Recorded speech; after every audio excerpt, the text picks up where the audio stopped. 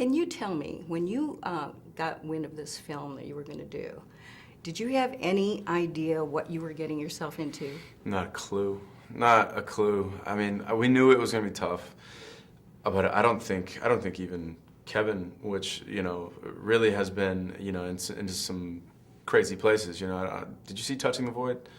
Touching the Void is this reenactment movie of these two mountain climbers and like ice mountain climbers, and he even said, he's like, I had no idea it was going to be this bad, because being in like snow is entirely different than being in like wet, cold weather, because if it's wet and it's not snow, it's not frozen, so it literally goes right through your clothes and just cuts right through you. And he said it was 100 times colder than being on top of a mountain in the snow.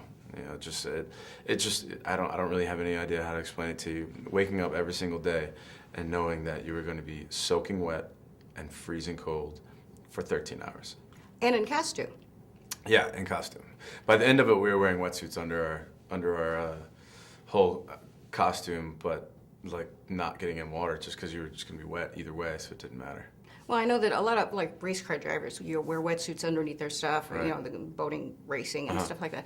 And there's a system for pumping the water in and so on and so forth. Right. And I understand you might have had a little problem with that. I definitely had a problem. There was no system really other than a bottom, like a bottle of hot water being poured down your wetsuit. So yeah, just to keep your core warm, because we had these scenes where we had to be in a really, really cold river, all day, and we couldn't be in it for more than like 5 minutes at a time. Otherwise, your body starts to shut down, and because it's so cold, just hypothermia. And we had been in there all day. They were even pumping water out of the river and making it rain. So it's freezing cold water coming down on top of you as well. So it was pretty painful.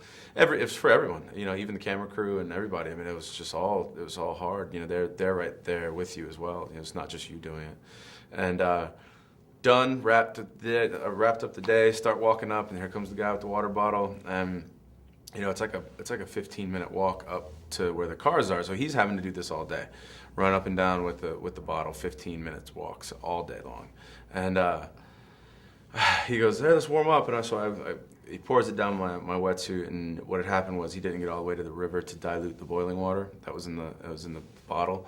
And so it pretty much scalded my whole front. Oh my God! And what was the most painful part of that?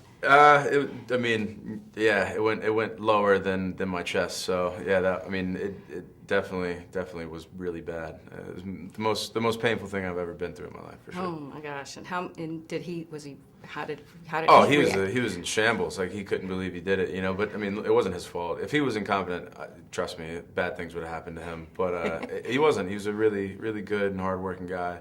It's just a mistake, We all were dead tired, brain dead, and physically exhausted. So I mean, it really wasn't his fault. Did you have to get up and do it the next day again? They let me have one day off, and then yeah, just wrapped it up and got back in there, and so we had to finish the last battle scene in the river. Well, these battle scenes were pretty heavy duty. Yeah. And you had a lot of stuff to carry and wear. Yeah. Now, I understand you were into martial arts at one point. Yeah, pretty much from like 9 to about 13, 14. I got my black belt in Kung Fu, and then we moved away, so I kind of stopped doing it and just played sports, and now I've gotten back into like mixed martial arts.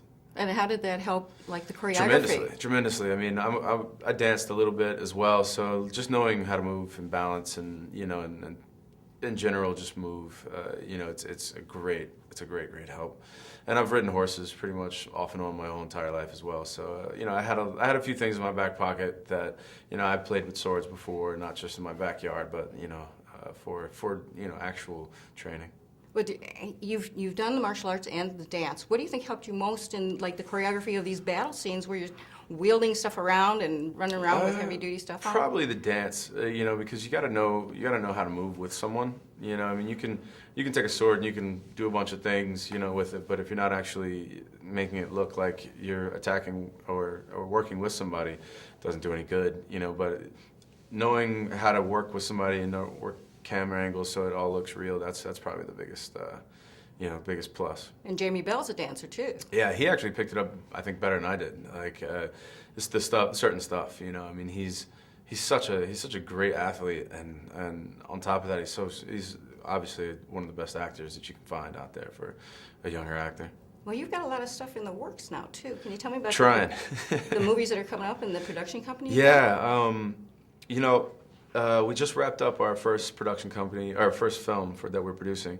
It's called 10 Year, and it's about a 10-year reunion. Follows 3 different storylines.